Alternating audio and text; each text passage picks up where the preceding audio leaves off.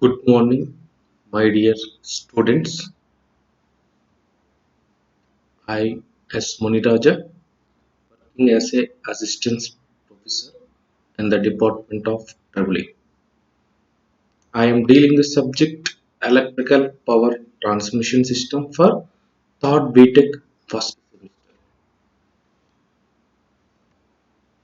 The total electrical engineering depends upon generation, transmission, distribution, and utilization.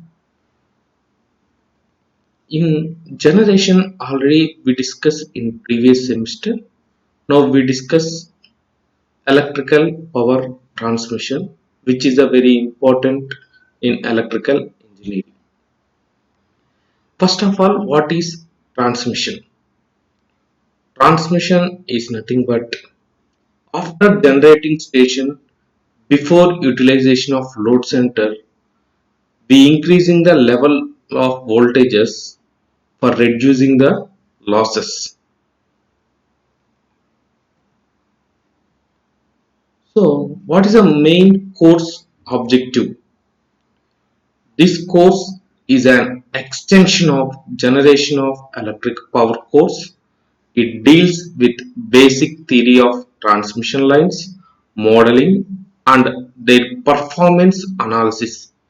Also, this course gives emphasis on mechanical design of transmission lines, cables, and insulators. While coming to the overall syllabus, that is nothing but course outcomes. So the course outcomes are, the first one is calculate the transmission line parameters. So the transmission line parameters are the resistance, inductance, and capacitance are the transmission line parameters. We calculating resistance, inductance, and capacitance individually.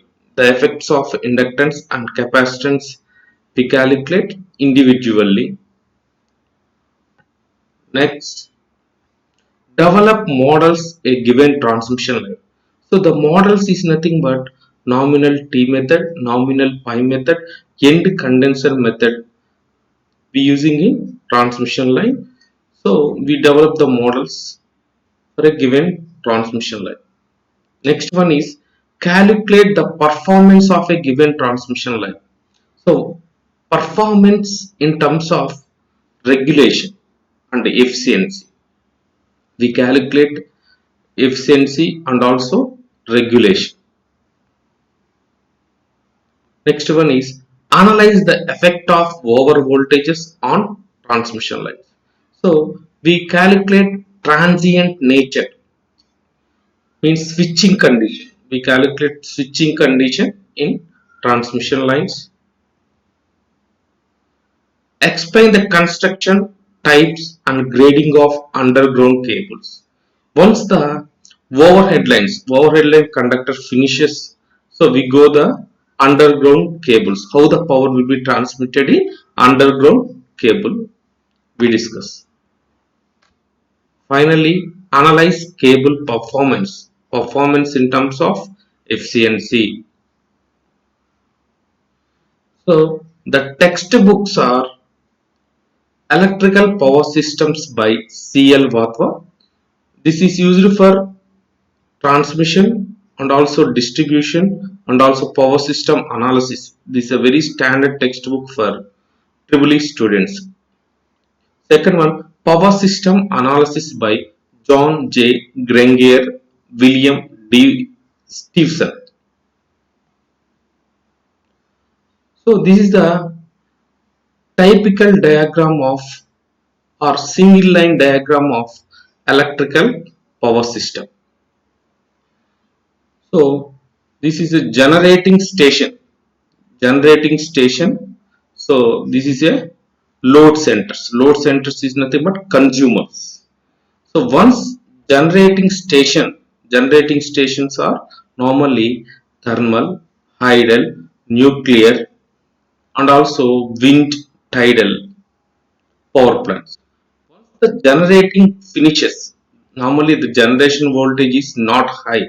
that is in between 3.3, 6.6 or 11 kV or 33 kV, we generating the voltages.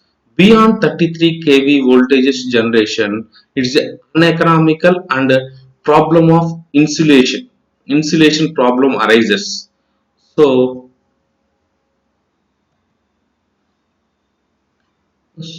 we once we generate the power that can be increased to high level voltages for reducing transmission losses.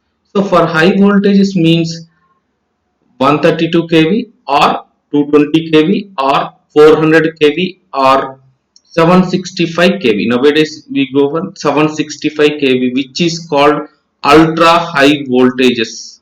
Ultra high voltages. So once we increasing the voltage levels, we transmit the power from generating station to load set. But utilization purpose, this is not fair for high voltages.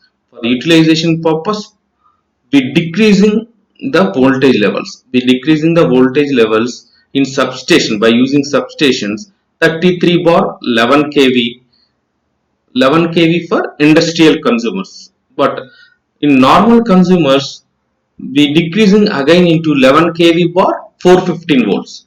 So the 415 volts for three phase system, 230 or 240 for single phase system, depend upon phases, single phase or three phase, the consumers are utilizers. Consumer single phase consumers and three phase consumer depend upon loads, the utilizing single phase or three phase. So in transmission means after the generating station before substation, and means the transmission deals only high level voltages. So there is a 66 kV up to 66 kV in the transmission deals the voltage.